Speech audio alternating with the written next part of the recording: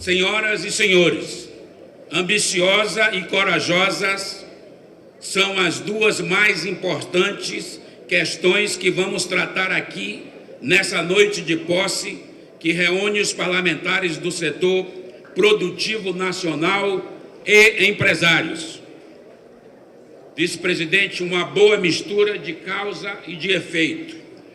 Não seria exagero dizer que a nossa Frente Parlamentar do Comércio interpreta com a UNEX a melhor parceria público-privada. Somos a voz dos empresários e a frente é a ponte que transforma nossos pleitos em decisões e projetos.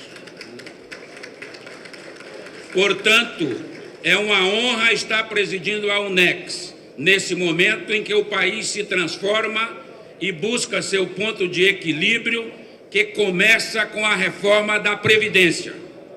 Para começo de conversa, digo que apoiamos a reforma da Previdência porque é ambiciosa, é elogiada por atacar diretamente os privilégios.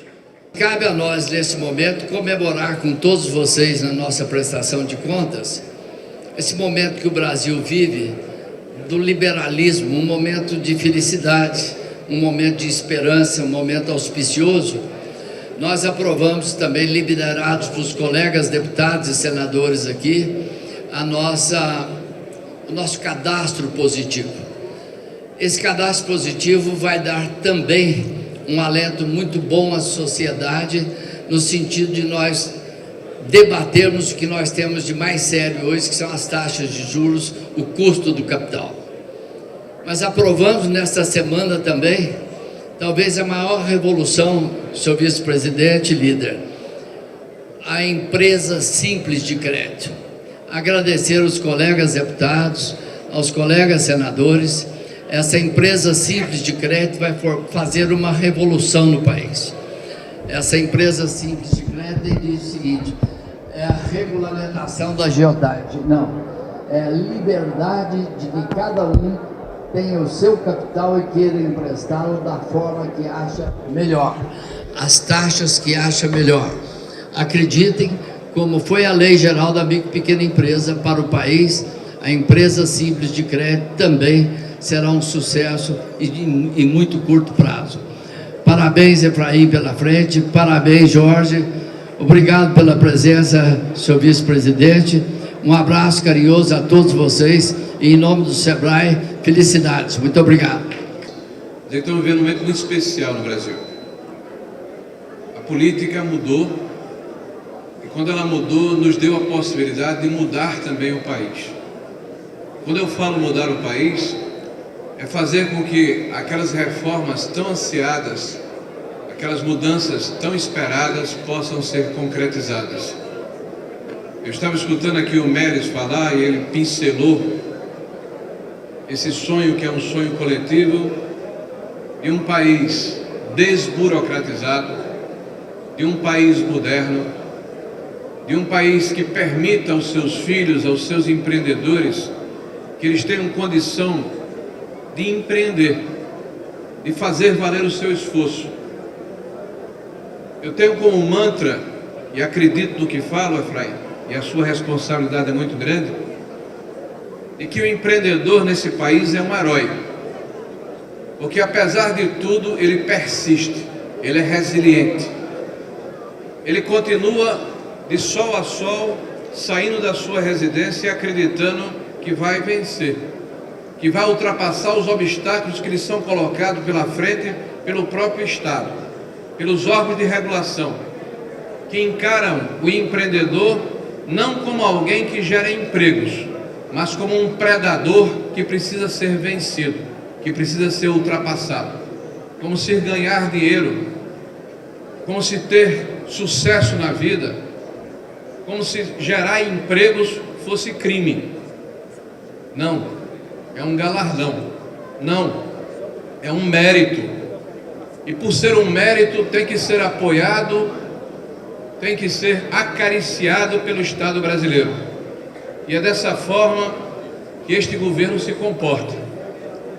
nós estamos começando um projeto que começa pela responsabilidade fiscal, que é a reforma da nova Previdência. Mas a partir desse alicerce, nós teremos as condições de lançar as fundações de um novo Brasil. De um Brasil que teremos a possibilidade de termos um sistema tributário que vai desonerar a folha de pagamento das empresas. Um sistema tributário menos asfixiante, um sistema menos burocrático, um sistema que seja confortável e aprazível para quem quer contribuir, que ao invés de perseguir seja acolhedor, porque é mais inteligente aumentar a base de tributação do que espeziar e gerar dificuldades para quem empreende nesse país. Um Estado em que possamos ter um país e um Estado enxuto, que sirva a sociedade e não se sirva da sociedade. Primeiro eu quero parabenizar e dizer que é um orgulho fazer parte dessa frente, porque quando a gente olha o setor de comércio e serviços, a gente vê o que é um gerador de emprego de fato, de renda de fato e de tributo de fato, né? E é uma área que precisa que todos nós olhemos com todo carinho, e esse governo tem um compromisso, e é um compromisso que foi assumido à época da campanha, e é um compromisso que nós levamos à risca, né? E que o nosso presidente resume, que é tirar o Estado do cangote do cidadão. E tirar o Estado do cangote do cidadão é também tirar o Estado do cangote daquele que produz, daquele que gera emprego, daquele que gera renda, né? Nós temos um momento muito auspicioso pela frente e não há como começar a falar em absolutamente nada que envolva economia sem falar da nova Previdência. Eu tenho feito caravanas pelo Brasil, General Mourão. Final de semana eu vou estar lá no Rio de Janeiro, na segunda-feira em Cuiabá, e rodando esse país para falar da importância da aprovação desse tema que diz respeito a todos nós. Não há como a gente virar a chave desse país sem a aprovação da nova Previdência. Ponto. Ou é isso, ou o Brasil definitivamente quebra, e a começar pelos estados. Então todos nós temos responsabilidade. Qual responsabilidade? A responsabilidade de não só defender, mas a responsabilidade de chegar junto aos seus parlamentares no Congresso Nacional. A responsabilidade de colocar as entidades que fazem parte desta frente, que são representadas por essa frente, para se manifestarem como tem se manifestado, mas talvez até de forma oficial, com um grande manifesto, Efraim, pela nova Previdência. Eu consegui conversar com algumas entidades do nosso Nordeste, e a gente sabe que no nosso Nordeste é difícil, muitas vezes, defender a nova Previdência, e a gente está trazendo argumentos para os nossos parlamentares para isso, mas as federações também de serviços, as federações que envolvem indústria, também assinarão manifestos pela nova Previdência.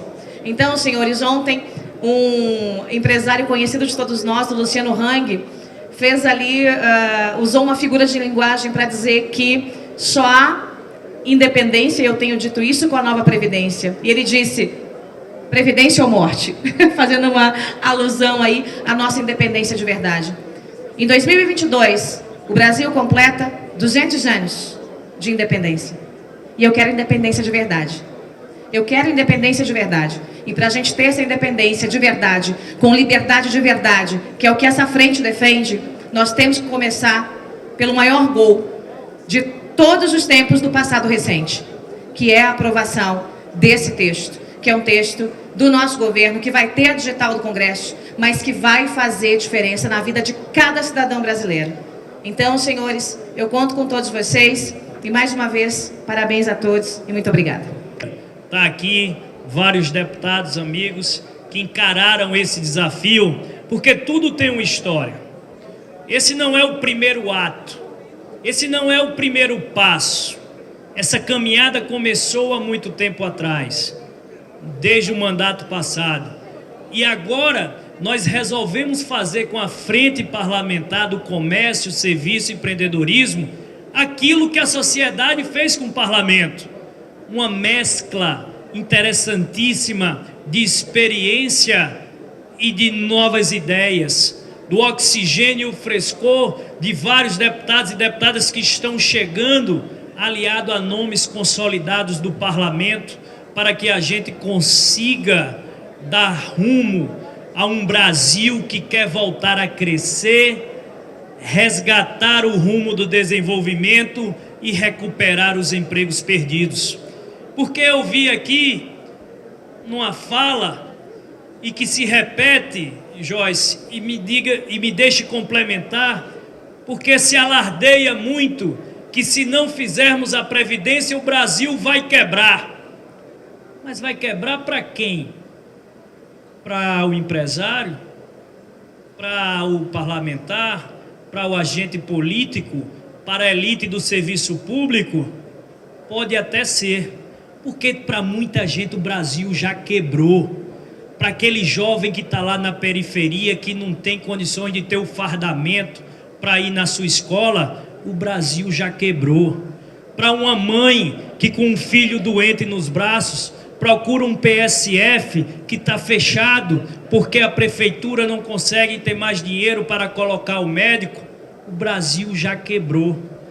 Para quem está, uma mãe, um pai que vê um filho muitas vezes ser assassinado nas ruas, numa situação de violência extrema, um filho que fica órfão porque seu pai ou sua mãe, que é dono de um mercado, foi assaltado enquanto estava trabalhando, o Brasil já quebrou. E nós vamos ficar falando de quê? Nós vamos ficar discutindo o quê? É preciso agir, é preciso ter coragem de fazer aquilo que sabe-se que é certo, porque qualquer governo de qualquer matriz ideológica, isso aconteceu no passado, não vou retomar, sabe-se que precisaria fazer a nova Previdência, então vamos ter coragem de fazer o que é certo. E ao lado dessa frente parlamentar, temos 210 deputados, 17 senadores subscritores até o início da noite. Chegamos praticamente à metade do parlamento que tem identidade com esse tema, e será essa a nossa missão. A questão previdenciária é uma questão chave por razões muito simples. Número 1, estamos vivendo muito mais. Em curto espaço de tempo, nós que temos mais de 60 anos, seremos uma parcela significativa da população. E se não fizermos nada agora, a juventude que está aí vai olhar para a gente e dizer: onde vocês estavam, que estavam de braços cruzados? Se não fizermos isso, romperemos o pacto de gerações, que é a passagem de bastão dos mais velhos para os mais novos, para que possam conduzir os destinos de uma nação. Temos um contrato social que não cabe mais no orçamento. Então compete a todos nós, juntos, buscarmos a melhor solução. O nosso governo apresentou uma. Vamos buscar levar ela até o fim. Mas estamos sempre abertos a toda e qualquer ponderação, a toda e qualquer opinião.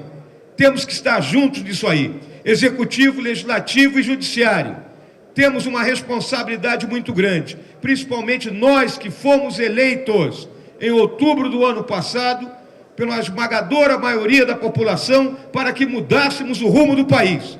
E nós temos que estar juntos nisso aí e compreender a grandeza da nossa missão. Também não há dúvida que temos que retirar o peso das costas de quem empreende, o peso do tributo.